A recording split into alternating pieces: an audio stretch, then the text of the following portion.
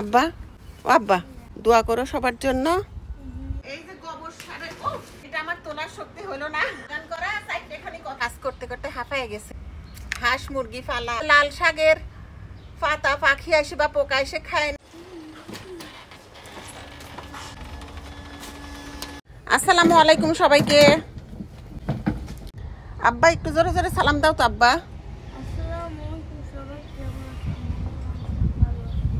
আজকে হচ্ছে আমাদের এখানে শুক্রবার, জুম্মার নামাজ পড়তে যাচ্ছে রিহান বাবার সাথে। আজকে স্কুল বন্ধ, স্কুল বন্ধ থাকলেই নামাজটা পড়তে যেতে পারে, তাছাড়া তো আসলে জুম্মার নামাজ পড়া হয় না।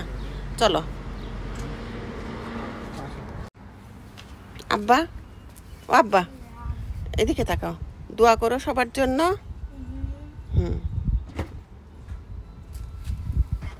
যাও ওঠো, সামনে বসো, বাবার সাথে সামনে বসো। পড়ে যাবা আবার এখানে কেন? আসো আসো। তো 2 দিন ধরে এত পরিমাণ বৃষ্টি হয়েছে, দেখেন বৃষ্টির পানি সব জায়গায় ভর্তি হয়ে আছে, আর গাছগুলার চেহারাও পুরা চেঞ্জ হয়ে গেছে বৃষ্টির পানিতে। আসো আব্বা আসো, টাইম হয়ে গেছে নামাজে যাও। আসো আসো মা আসো। ওয়ালাইকুম আসসালাম। টপগুলো সব ঠিক করতে হবে, নামাজ পড়ে আসো গা, একটু হেল্প করো না। রাধনে বাবা দেখো এই স্ট্রবেরির সাইজটা হয়েছে কি, এত বড় হয়েছে এটা, মাশাআল্লাহ। রিহান সামনে চলে গেছে। আসসালামু আলাইকুম সবাইকে। সবাই কেমন আছেন? আশা করছি ভালো আছেন, আমিও ভালো আছি আলহামদুলিল্লাহ। আমার পরিবার নিয়ে আজকে মা মেয়ে মিলে এখন লাগে পড়বো বাগান পরিষ্কার করতে, কারণ আমাদের হচ্ছে রবিবারের দিন পিকনিক পার্টি। চুলাটা পরিষ্কার করব, গার্ডেন ক্লিন করব, ঝাড়ু দিব, পিকনিকের প্রস্তুতি। আপনাদের ভাইয়া রিহান তো নামাজ পড়তে গেল, ওরাও আসে, ওদের দিয়ে করাই নিব, কারণ বড় বড় টবগুলা আমি তো ধরে সরাইতে পারবো না। তো যাই হোক, পিকনিক উপলক্ষে বাগানটা আমার আরো পরিষ্কার পরিচ্ছন্ন হয়ে যাবে। বাসায় মেহমান আসলে কিন্তু এটা লাভ হয়, ঘর বাড়ি আরো পরিষ্কার ক্লিন বেশি হয়।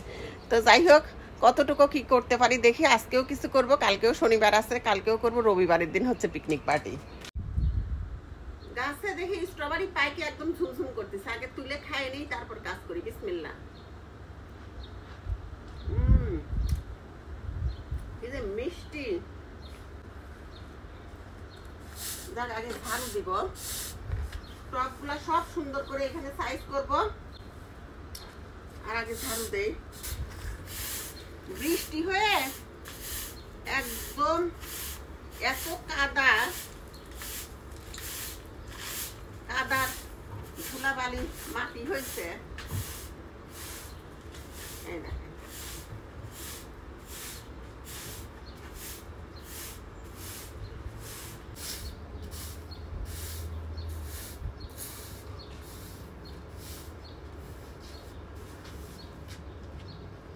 খড়িগুলাও একদম সব ভিজে গেছে, এগুলা শুকাতে দিতে হবে। এখনো চারা গাছ আছে, একটা আপুকে দেবো, আসতেছেও না নিচ্ছেও না। বেগুনের চারা, মরিচের চারা, নাগা মরিচের চারা।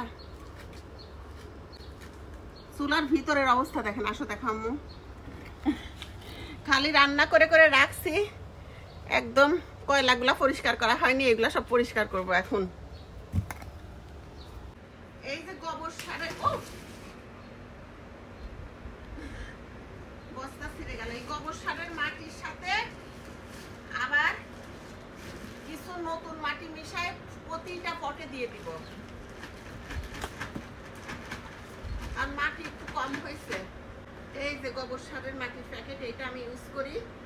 এইটার সাথে মিশায় আবার ওই যে গার্ডেন সয়েল নতুন মাটি করে প্রত্যেকটা পটে একটু করে করে দিয়ে দিয়ে দিব। এই অনেক ভার, ছিঁড়ে গেল তো। পুরি না না না, এইটা আমার তোলার শক্তি হলো না, অনেক ভারী। যাক, ওটা আপনাদের ভাই আসলে করে নিব না, আমি পটগুলা ঠিক করি।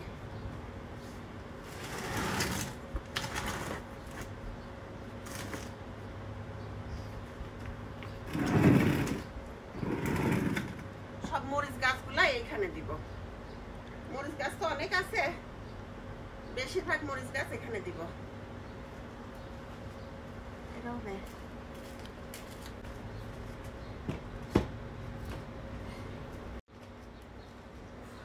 বাগান করা সাইড এখানে কথা না। ওরে বাবার এত বড় বড় বালতি কি! এই যে এই বালতিগুলাই না মাটিটা বৃষ্টি টিষ্টি হয়ে গাছ লাগানোর পর অর্ধেক হয়ে গেছে মাটি। ওই যে এর ভেতরে নতুন মাটি দিব, আবার মাটি আরো দরকার। সব মরিচ গাছ এই পাশে থাকবে। কাজ করতে করতে হাঁপায় গেছি, এত পরিমাণ গরম। আল্লাহ রে আল্লাহ, 2-3 বার ধরে রান্না করছে, কিন্তু ছাই পরিষ্কার করা হয় নাই। থাকি আমেরিকায়, কিন্তু গ্রাম্য পরিবেশের মতো করে থাকতে ভাল লাগে। খড়ির চুলায় রান্না, সবজি হবে, সবজি তুলে নিয়ে খড়ির চুলায় রান্না করা, মাজায় ঢাকি নিয়ে শাক তোলা, এগুলা খুবই ভাল লাগে আমার। হাঁস মুরগি পালা, এগুলা সেই ভালো লাগে।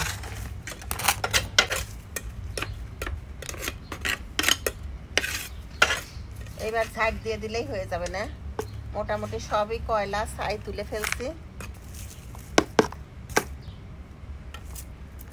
অনেকে বলেন না, ওই যে লাল শাকের পাতা পাখি আসে বা পোকা এসে খায় না, শাক হয় না, শুধু ডান্টি পড়ে থাকে, তাদের জন্য বলি এই যে চুলার ছাই আর মরিচের গুঁড়া দিয়ে যদি ছিটায় হচ্ছে শাক লাগান, তাহলে কিন্তু পাখি আর পোকা এসে এই শাক খাইতে পারবে না। চুলার ছাই আর শুকনা মরিচের যে গুঁড়া, সেই গুঁড়া দিয়ে ছিটাই দিবেন, তাহলে আর পোকাও পাতা খাবে না, পাখিও এসে খাবে না।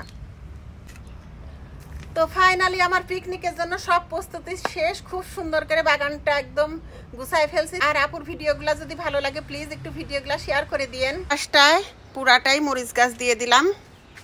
আর একটু অর্গানাইজ করব, এখান থেকে মাটির ব্যাগগুলো সরায় ফেলবো। আসসালামু আলাইকুম, চলে আসছে আমার আব্বা। নামাজ শেষ হয়ে গেছে আব্বু? বাবা কই?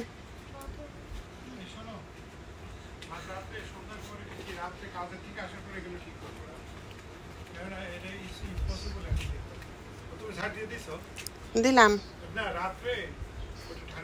তুমি আমাকে শুধু মাটি, আমি অনেক চেষ্টা, হ্যাঁ খুলে আসো, অনেক চেষ্টা করছে, এই মাটি হচ্ছে ই করতে পারিনি। একটা ব্যাগ নিছি ওই যে গোবর মাটির সারটা, আর 2 ব্যাগ দিবা। সব পটে পটে ওই যে হাফ হাফ করে হয়ে গেছে মাটিগুলা, সব পটে পটে। এখন মাটিগুলো আবার একটু দিয়ে দিতে হবে। এই যে এখানে ছোট ছোট পট, তারপর আবার মাটি হয়ে গেছে অর্ধেক। এগুলাতে তো এত ফলন হবে না।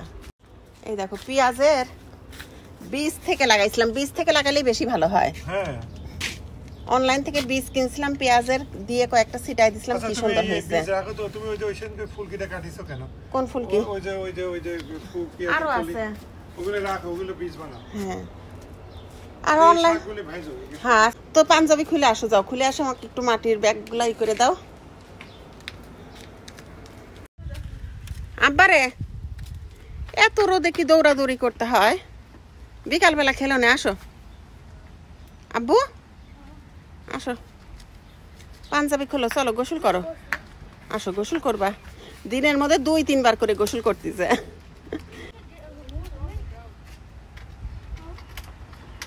আসো আব্বা জান, আসো, এই যে সামনে দিয়ে ঢোকো, আসো। সেই ভারী। হ্যাঁ মা, আচ্ছা আমি আসতেছি।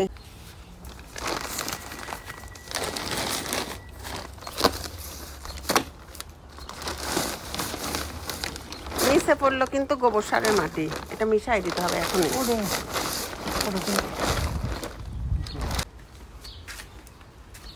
আর বাদ বাকি বস্তা দুইটা একটার উপর তুলে রাখলেই হবে না।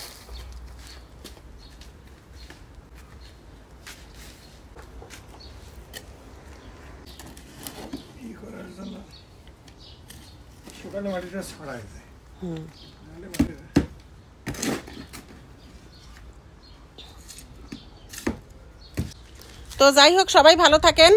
ভিডিওটা এখানেই শেষ করে দিচ্ছি। আল্লাহ হাফেজ, আসসালামু আলাইকুম। রাদিয়াকে রসুন ছিলতে দিছি, বলছি মা রসুন ছিলে দাও, ডাল রান্না করবো।